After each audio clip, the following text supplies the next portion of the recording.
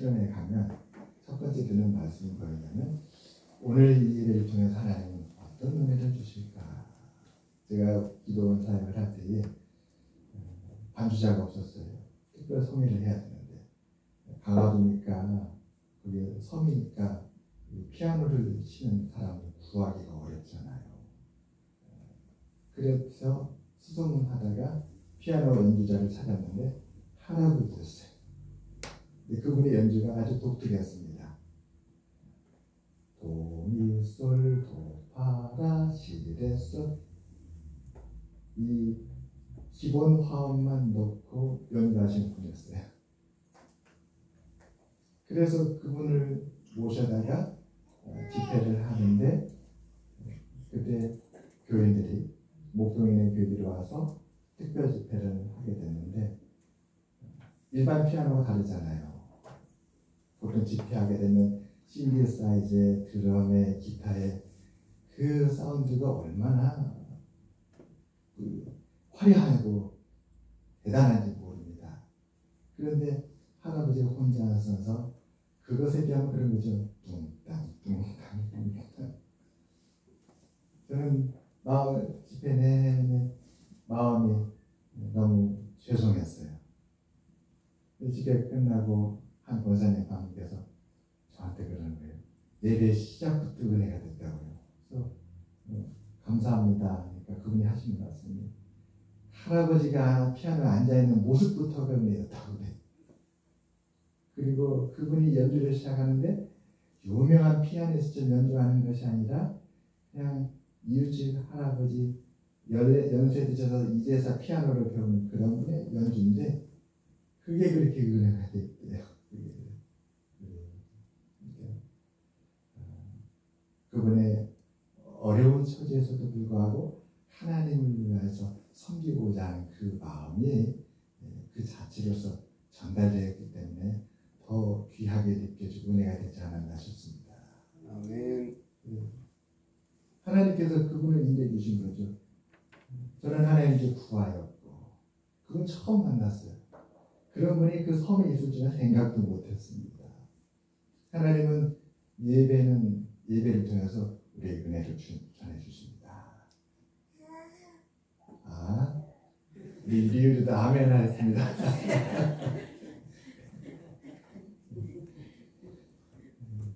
잠언 20장 18절에 아주 참 귀한 말씀이 있습니다. 경영은 의논함으로 성취하나니 지략을 베풀고 전쟁하라. 경영은 얼마나 어렵나. 그 경영을 이루는 것이 지략에 의해서 이루어진다. 그래서 지략을 베풀고 경영도 일종의 전쟁 아니겠습니까? 잠언 24장 6절의 말씀입니다. 너는 전략으로 싸우라. 승리는 지략이 많음에 있다. 지략이 많음에 있다. 어떤 권투 선수가 1라운드부터 6라운드까지 계속 치고 있었어요. 다운도 몇 번 당했어요. 그런데 어떻게 마지막 라운드에 그만 그 코너에 몰려있던 선수의 펀치가 지금까지 계속 이기고 있던 선수의 턱에 탁 가격되는 순간 전세가 역전되고 말았어요. 권투 분석한 사람들의 분석을 보니까 이 권투도 그냥 이 펀치를 날리는 게 아니더라고요. 이 기술을 익히는데 거기에는 상대방이 어떻게 움직일까라는 것을 예측하고 그리고 그 상대방의 기술에 대해서 어떻게 대응하는지에 대한 그런 사전 준비가 다 들어가 있더라고요. 놀랐어요. 싸움도 기술이구나. 전략이구나. 하나님께서는 이스라엘을 애굽에서 구원하여 젖과 꿀이 흐르는 가나안 땅으로 인도하는데 전략 곧 지략을 세웠습니다. 오늘 그 하나님의 지략을 함께 따라가 보기를 바랍니다. 이스라엘이 애굽에서 나오는데 전략이 필요했어요. 애굽의 바로는 너무나 강한 사람입니다. 여러분 고대 이집트는 세계에서 가장 강대한 나라였어요. 우리가 피라미드나 스핑크스의 그 규모를 또 알겠지요. 그런데 그 애굽에서 이스라엘이 종살이하고 있어요. 그 종살이하던 그 이스라엘 백성들이 종의 멍에를 벗고 그들을 학대하는 바로의 손에서 벗어나는 것 정말 불가능해 보입니다. 어떻게 하나님은 지략을 세웠을까? 출애굽기 6장 1절입니다. 이제 내가 바로에게 하는 일을 내가 보리라. 강한 손으로 말미암아 바로가 그들을 보내리라. 강한 손으로 말미암아 바로가 그들을 그 땅에서 쫓아내리라. 하나님의 전략은 강한 손이었어요. 그리고 그 강한 손을 어떻게 보였느냐? 우리가 손하면 강함의 표시 아니겠습니까? 옛날에 김두한 시절에 그 사람들은 내 주먹을 믿으라 그랬잖아요. 그 주먹이 상징하는 것은 그 힘을 상징하잖아요. 하나님께서 강한 손으로 내가 너를 건진다. 그리고 그 강한 손을 어떻게 보여주냐면 10가지 재앙으로 보여줬습니다. 10가지 재앙. 바로가 꼼짝 못하도록 하나님께서 그 애굽 땅에 재앙을 내려줬죠. 그리고 마지막에 여러분 우리가 잘 아는 홍해의 심판이 있었습니다. 하나님께서 전략을 짰어요. 모세에게 이스라엘 백성들이고 바다 앞에 지내시라고 했어요. 그 얘기를 바로가 듣자 기뻐했습니다. 바로 이 바다 앞은 막다른 골목이잖아요. 바다에서 그 앞에 지내치게 되면 이제 갈 곳이라는 것은 바다밖에 없는데 어떻게 바다를 갈 수 있겠습니까? 그래서 도발에 든쥐다 생각하고 바로 군대를 이끌고 쫓아왔습니다. 그런데 이게 하나님의 전략이었어요. 왜 전략이었냐면 하나님은 무엇을 준비했을까요? 하나님이 준비하신 것은 그 바다를 가르는 거였습니다. 놀라운 일이 그 다음에 일어났던 것이죠. 바다가 갈라지는 놀라운 일이 일어났어요. 그래서 이스라엘 백성들은 그 바다를 갈라진 바닷길을 걸어가게 됐는데 이 바로의 군대가 거기서 멈춰야 되는데 그 갈라진 바닷길까지 쫓아 들어왔던 거예요. 그런데 놀라운 건 하나님은 거기까지 다 계산하시고 전략을 세웠던 것입니다. 이스라엘 백성들이 바다를 다 건너가자마자 하나님은 이 갈라진 바다가 다시 합쳐지게 했어요. 원래대로 돌아오도록. 그러니까 하나님의 그 계획을 모르고 뛰어들었던 애국의 군대들은 다 물에 수장되고 말았습니다. 아멘. 그렇게 해서 애국을 벗어났는데 또 그 다음 전략이 필요하잖아요. 애국을 떠나서 이제 홍해를 건너서 떠났는데 그 다음에 이스라엘 백성들은 어느 길로 가야 될 것인가? 목적지는 저 가나안 땅인데 그 가나안 땅까지 어느 길로 갈 것인가? 서울에서 부산 가는 길도 여러 가지입니다. 경부선을 타고 내려가는 길도 있고 호남선을 타고 갈아타는 것도 있고 동해 쪽으로 국도로 따라가는 방법도 있습니다. 길은 여러 가지입니다. 하나님은 출애굽기 13장 17절과 18절의 그 전략을 이렇게 말씀하십니다. 바로가 백성을 보낸 후에 블레셋 사람의 땅의 길은 가까울지라도 하나님이 그들을 그 길로 인도하지 아니하셨으니 이는 하나님이 말씀하시기를 이 백성이 전쟁을 하게 되면 마음을 돌이켜 애굽으로 돌아갈까 하셨습니다. 그러므로 하나님이 홍해의 광야길로 돌려 백성을 인도하셨다. 이 해안길로 가게 되면 10일 만에 가나안 땅에 가고 그런데 그 길에는 가장 염려되는 가장 악조건이 하나 있었는데 블레셋인들이 살고 있었습니다. 그들은 과거 고대 바이킹족들처럼 굉장히 호전적인 민족이에요. 그들을 만나면 틀림없이 전쟁을 하게 될 텐데 지난 400년 동안 노예 생활만 했던 그들이 전쟁을 하게 되면 두려워서 다시 애국으로 도망갈 것이다. 이렇게 하나님께 보았던 것이었습니다. 그래서 하나님은 이스라엘 백성들이 저 가나안 땅에 들어가기 위해서는 준비가 필요하다. 그래서 그들을 홍해길로 인도하여 주셨습니다. 홍해를 거쳐서 광야를 거쳐서 가나안 땅에 가는 데는 1년의 시간이 걸렸어요. 참 아이러니하죠. 10일과 1년, 10일과 365일, 10일에 10배면 100일이잖아요. 30배면 300일. 330배가 넘는 그 먼 길을 하나님이 선택했다는 것이었습니다. 그리고 하나님은 그 먼 길 돌아가는 그 1년의 시간을 하나님은 이스라엘 백성들을 준비시켰는데 어떤 준비를 시켰는가?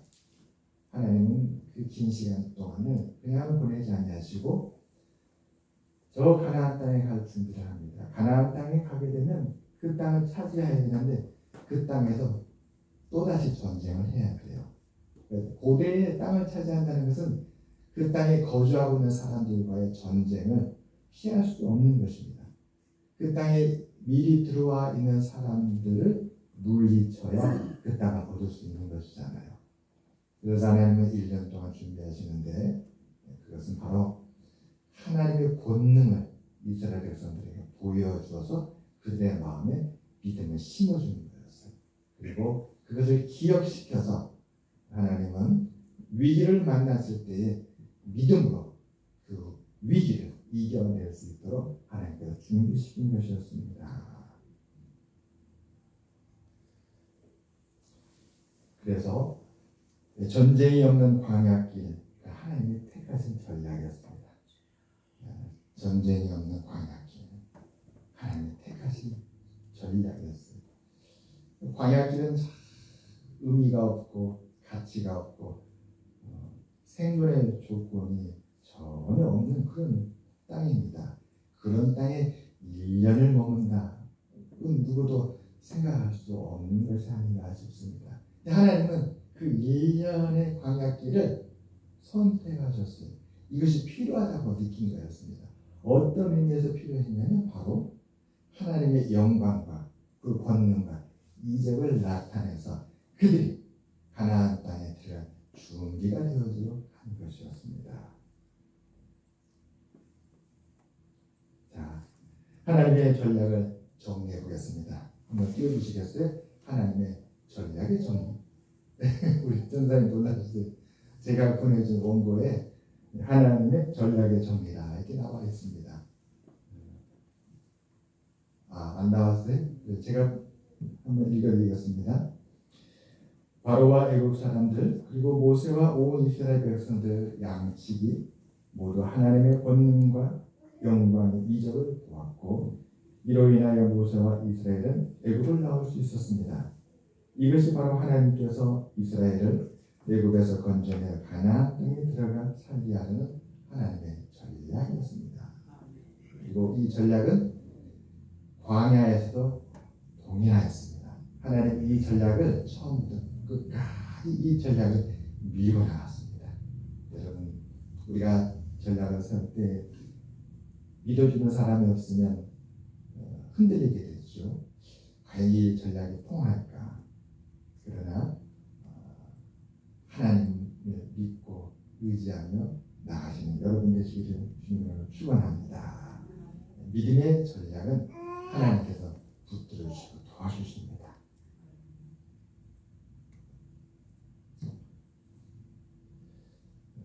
가데스 바네아라는 것은 이 가나안 땅에 들어가기 위한 그 입구에 해당하는 지역입니다.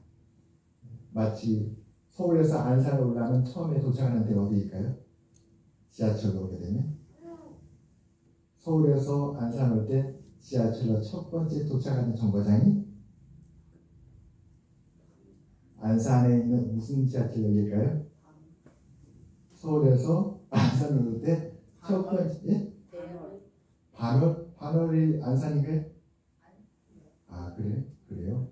반월 다음은요? 맞습니다. 상록수역이 반월을 지나서 본격적으로 이 안산에 들어오는 첫 입구와 같은 곳입니다. 그래서 거기에 GTX-C를 정차시키려고 그랬어요. 아직 그것은 착공을 안 했다고 해요. 먼 미래의 일이 될 거예요. 그래서 어쨌든 이 가데스 바네아가 마치 상록수와 같은 곳이었다는 것이죠. 이곳에서 이스라엘 백성들이 모세에게 요구합니다. 광야는 참으로 크고 두려웠던 땅인데 이 1년간의 경험을 통해서 이 들어가야 될 가나안 땅에 대한 두려움이 생겼어요. 그래서 우리가 그 땅을 정탐하게 해주세요 요구했습니다. 그래서 모세가 허락했고 40일 동안 정탐하고 됐죠. 정탐을 하고 와서 그들이 정탐에 보고를 합니다. 오늘 민수기 13장 28절에서 33절 말씀입니다. 그 땅 거주민은 강하고 성읍은 견고하고 힘이 클 뿐 아니라 거기서 아낙 자손을 보았으며 우리가 두루 다니며 정탐한 땅은 그 거주민을 삼키는 땅이며 거기서 본 모든 백성은 신장이 장대한 자들이며 거기서 네피림 후손인 아낙 자손의 거인들을 보았나니 우리는 스스로 보기에도 메뚜기 같으니 그들의 보기에도 그와 같았을 것이니라. 정탐을 하고 오니까 어떻게 되었을까요? 두려움이 더 커졌어요. 정탐을 하고 왔으면 마음이 더 평안해야 되는데 정반대가 되어버린 거예요. 정탐을 차라리 안 했더라면 좋았을 거예요. 솔로몬도 자문에 그런 말 하잖아요. 지식은 지식은 근심을 낳는다. 우리 독사들이 있잖아요. 모르는 게 약이고 아는 게 뭐다? 병이다. 알면 근심하게 돼. 모르면 근심하지 않습니다. 그 땅을 보고 나니까 걱정이 더 커지고 심히 두려워하게 된 것입니다.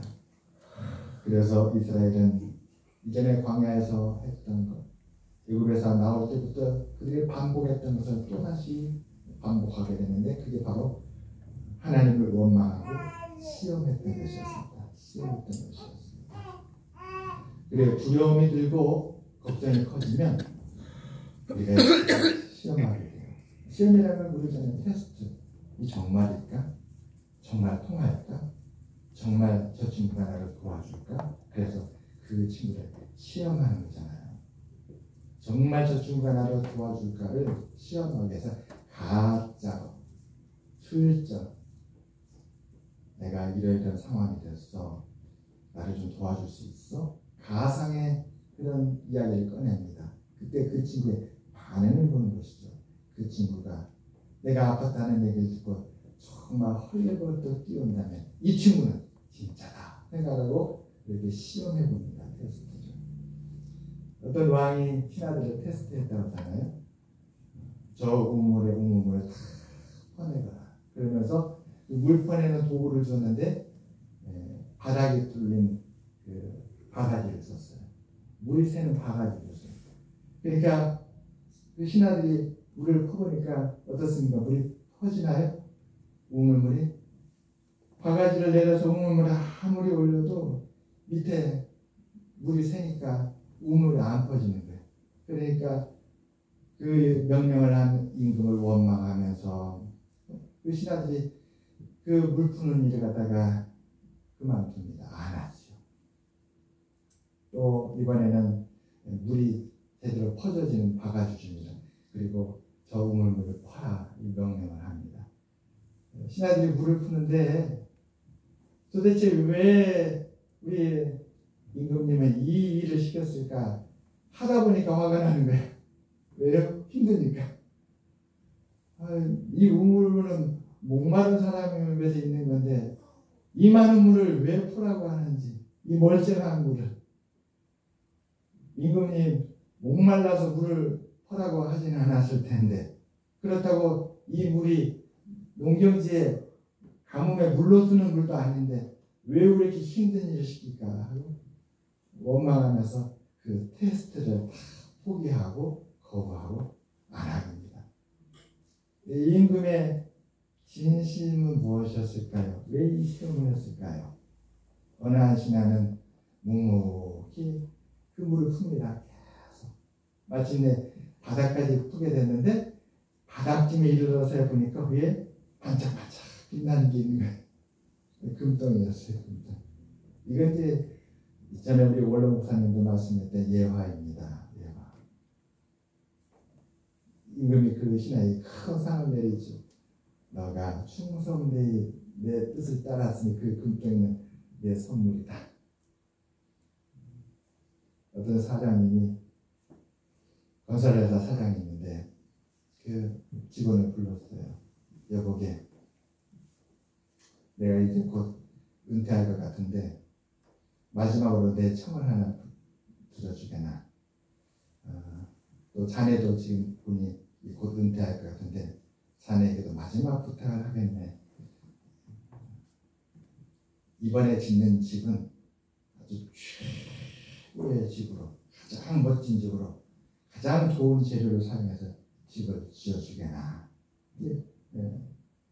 그 직원에게 부탁을 했어요. 그래서 그 직원이 그 사장님의 말을 듣고 집을 짓기 시작하는데 어떻게 지었을까요? 최선을 다해서 사장님의 말에 귀를 기울이고 그 말을 마음에 담고 그 말 그대로 짓기 시작합니다. 이게 쉽지 않잖아요. 사장님은 이렇게 지으라고 말을 했지만 현장에서 이 경기가 어렵고 자재를 구하기가 어려우며 또 그 비용이 늘어나고 그러면 사장님 말대로 그대로 지키기가 어려울 수도 있을 것입니다. 그런데 이 직원은 사장님의 말을 귀에 듣고 마음에 새기고 정말 최선을 다해서 가장 좋은 건물을 마지막으로 지었어요. 그리고 나서 사장님이 오니까 사장님이 딱 그랬다는 거죠. 수고했네, 수고했네. 자네가 나와 함께 지난 오랜 시간 일을 했는데 내가 그동안 자네한테 빚을 많이 졌어. 내가 늘 어떻게 하면 그 빚을 갚을까 늘 마음을 고민했었는데 이건 내 마지막 선물이네. 자네가 지은 이 멋진 건물, 이건 자네를 위해서 내가 준비한 선물이네. 근데 그 건물을 주었다는 거예요. 전략이잖아요, 전략이요. 내가 이 사람을 믿기 때문에 그러한 부탁을 한 거잖아요. 하나님 모세가 이스라엘을 믿었습니다. 지금은 부족하고 연약하지만, 지금은 참 두려워 떨지만, 내가 나의 본능과 나의 영광과 살아계심과 도우심과 내게 건지심을 그들에게 보여주면 한 번, 두 번, 5번, 6번, 7번, 10번 보여주면 그들이 믿음이 자랄 것이다. 아멘. 그 믿음이 뿌리를 내리고 마음에 딱 들어서 나를 향하여서 믿는다면 그때는 나를 따라오겠지. 이게 하나님의 전략이었습니다. 애굽에서 종살이할 때 그때는 너무나 연약했어요. 자기 힘으로는 어떤 믿음도 가질 수가 없었습니다. 그러니까 하나님께서 모세를 보내서 하나님이 전적으로 영광을 나타내 주시고 능력을 베풀어 주시면 이적을 보였습니다. 이스라엘 백성들은 아무것도 요구하지 않았어요. 모든 것은 모세가 대신했습니다. 그리고 홍해를 나와서 건너서 마침내 애굽을 벗어났습니다. 그 광야에는 그들을 학대하던 애굽의 바로가 없습니다. 그 광야에는 그들을 괴롭힐 사람들이 아무도 없어요. 있는 것은 자연 환경뿐이에요. 자연 환경은 혹독한 환경이었죠. 그곳에서 하나님은 다시 영광과 기적을 나타내 주셨습니다. 광야에 먹을 것이 없어요. 그러니까 이스라엘 백성들이 하나님을 시험하기 시작합니다. 모세를 향하여 원망하면서 도대체 우리를 왜 이곳으로 인도했느냐? 하나님이 어디 계시느냐? 하나님이 우리를 이 광야에서 죽이려고 우리를 인도하셨구나. 먹을 걸 내라. 그러면 하나님을 믿겠다. 의심과 원망으로 시작해서 요구하는 것입니다. 테스트하는 것입니다. 이 광야에 과연 하나님이 우리를 예비한 것이 있는지를 나타내 보아라. 하나님은 그러한 이스라엘을 위해서 하늘의 만나를 내려주셨습니다. 이제부터 매가지 양식을 주더니 하나님을 시험하지 말고 마음의 믿음을 점점 쌓아가라는 것이었어요. 또 조금 있다가 느비딤이라는 곳에 오니까 이번에는 물이 없는 거예요. 사람이 만나로만 사는 것이 아니라 마실 물이 있어야 되잖아요. 근데 물이 없는 거예요. 그러니까 이스라엘 백성이 또 원망하면서 모세를 향하여 하나님이 시험합니다. 우리 가축들이 다 죽게 되었다. 우리가 다시 애굽으로 돌아갔으면 좋겠다. 어찌하여 이 물 없는 곳으로 우리를 인도하였느냐. 도대체 너가 믿는 하나님은 살아계신 거냐? 너희가 믿는 하나님은 우리를 죽이려는 거 아니냐? 하나님은 그들에게 믿음의 징표를 주시려고 광야로 인도했습니다. 전쟁을 만나면 그들이 두려워 돌아간 것이지만 이 아무것도 없는 광야에서 하나님의 도우심과 그분의 이적을 경험함으로 그들이 믿음의 사람으로 변화될 것을 하나님께서 계획하셨던 것이었습니다. 팀 켈러라는 목사님이 어제도 제가 자료를 찾아보니까 그런 말씀을 하더라고요.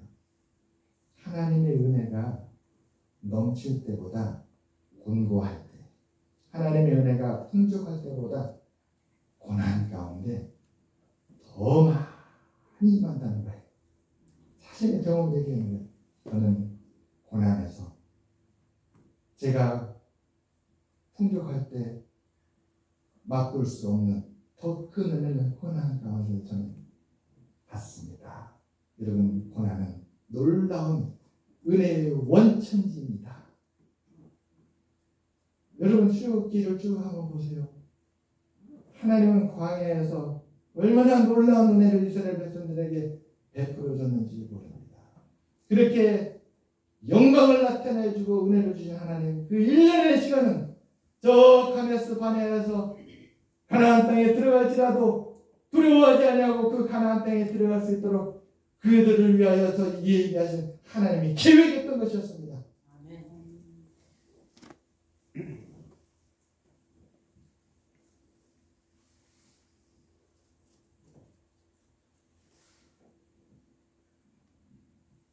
오늘 말씀에 보면 하나님을 의심하지 않고 전심으로 하나님을 청중한 사람 나옵니다. 바로 갈렙이었습니다. 24절 말씀이죠. 그러나 내 종 갈렙은 그 마음이 그들과 달라서 나를 온전히 따랐은즉 그가 갔던 땅으로 내가 그를 인도하여 드리리니 그의 자손이 그 땅을 차지하리라. 갈렙은 오늘 민수기 14장 7절과 9절에 정탐 결과를 이렇게 보고합니다. 13장 30절, 14장 7절과 9절입니다. 올라가서 그 땅을 취하자 능히 이기리라. 우리가 두루 다니며 정탐한 땅은 심히 아름다운 땅이라. 여호와께서 우리를 기뻐하시면 우리를 그 땅으로 인도하여 드리시고 그 땅을 우리에게 주시리라. 이는 과연 젖과 꿀이 흐르는 땅이니라. 다만 여호와를 거역하지는 말라. 또 그 땅 백성을 두려워하지 말라. 그들은 우리의 먹이라. 그들의 보호자는 그들에게서 떠났고 여호와는 우리와 함께 하시느니라. 그들을 두려워하지 말라. 아멘.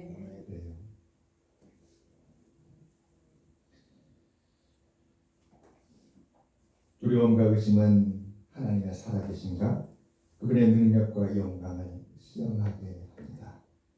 그 시험을 이겨내기 위해서는 하나님의 말씀에 대한 청중이 필요합니다. 히브리서 11장 1절과 2절입니다. 믿음은 바라는 것들의 실상이요 보이지 않는 것들의 증거, 선진들이 이로써 증거를 얻었느니라. 히브리서 11장 6절입니다.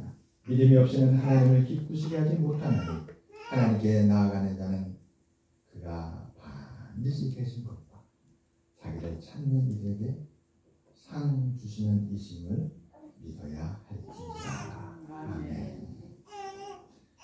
하나님의 말씀에 대한 청종은 최선의 전략이었습니다. 주의 말씀을 듣고 믿음으로 듣고 그 말씀을 마음에 다 새기는 것, 이것이 사실은 훌륭하고 가장 필요한 가장 최선의 전략이었던 것이었습니다. 우리도 이 전략으로 모든 일을 견디며 승리하는 우리 모두가 되시기를 주님의 이름으로 축원합니다. 아멘. 이 하나님의 말씀에는 구원의 소망과 믿음이 있습니다. 아멘. 우리가 하나님의 말씀에 귀를 기울이고 청종하고 그 말씀을 붙들면 그 말씀은 놀라운 지혜를 우리에게 베풀어 주셔요. 하나님은 우리에게 말씀하십니다. 지금도 말씀하십니다. 그 낮은 대로 임하소서. 그 목사님의 간증이었잖아요. 어느 날 시각장애자가 되고 보니까 절망하여서 도대체 몇 번을 자살을 기도했는지 몰라요. 영화 보게 되면 한 번은 줄을 매다 놓고 목매어 자살하려고 했는데 그것도 실패하고 여러 번 실패하잖아요. 그런데 어느 날 하나님 음성이 들려옵니다. 서재에서 하나님의 말씀을 보라고 그걸 꺼냈는데 하나님 여호수아 말씀으로 그 요한 목사님을 다 붙들리는 두려워하지 말라. 거기서 용기를 얻었어요. 그리고 이 앞이 안 보인다고 해서 절망했는데 그럴 것이 아니다. 하나님이 살아계셔서 나의 삶을 지키시고 인도하시는구나.